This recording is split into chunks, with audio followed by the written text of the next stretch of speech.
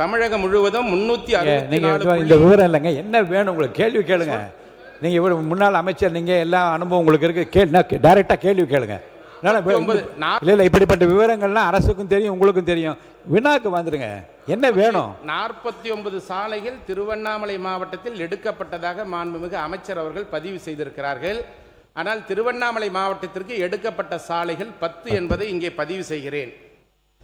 திருவண்ணாமலை மாவட்டத்தில் உள்ள ஜவ்வாதுமலை பகுதியில் உள்ள கலசப்பாக்கம், செங்கம் சட்டமன்ற தொகுதிகளில் 10 சாலைகள் 37.69 கிலோமீட்டர் நீளத்திற்கு 22.68 கோடி நிதி ஒதுக்கீடு செய்யப்பட்டுள்ளது.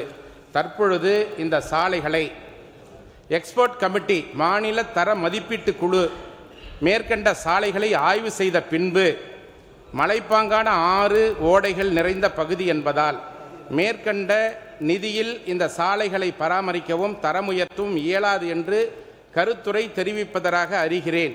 எனவே சாலைகள் மழை மற்றும் வெள்ளப்பெருக்குகளை தாங்கும் முகமாக இருக்க வேண்டுமானால் சாலைகளுக்கு இடையே சிமெண்ட் சாலைகள், சிறு பாலங்கள், தடுப்பு சுவர்கள் அமைத்தால் மட்டுமே சாலைகள் தரமாகவும் பயனுள்ளதாகவும் இருக்கும். எனவே மேற்கண்ட அரசாணை வெளியிட்ட பிறகு தற்பொழுது அந்த அரசாணை நிலுவிலே இருக்கிறது.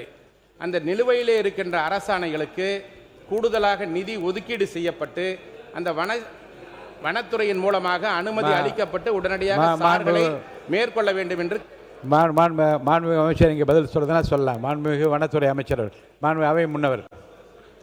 மாண்புமிகு பேரவைத் தலைவர்களே, மாண்புமிகு அக்ரி கிருஷ்ணமூர்த்தியுடைய லெட்டர் பேடில் நான் பார்த்தேன். அவர் இடம் மாறி இருக்கிறார், அங்கே படம் மாறவில்லை என்பதுதான் பார்த்து கொண்டு. மாண்புமிகு வனத்துறை அமைச்சர் கொடுங்க. மாண்புமிகு வனத்துறை அமைச்சர், மாண்புமிகு பேரவைத் தலைவர் அவர்களே, முன்னவர், மாண்புமிகு அவை முன்னவர். மாண்புமிகு பேரவைத் தலைவர்களே, அந்த படத்தை பார்த்த லெட்டர் பேட் உங்களுக்கு பின்னால் பார்த்தோம்.